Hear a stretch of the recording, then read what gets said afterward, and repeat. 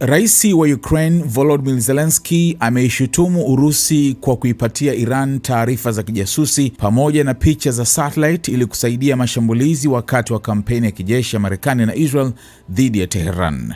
Katika mahojiano na mwandishi wa Channel 12 Barak Ravid, Zelensky amesema Ukraine ina taarifa kuwa Urusi imekuwa ikitoa picha zilizopigwa na satellite kwa utawala wa Iran.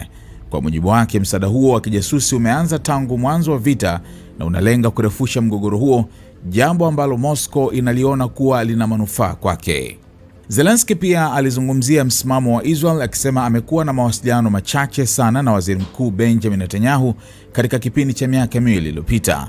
Alibainisha kuwa Netanyahu anaonekana kujaribu kusawazisha mahusiano kati ya Urusi na Ukraine licha ya madai kuwa Urusi inaiunga mkono Iran.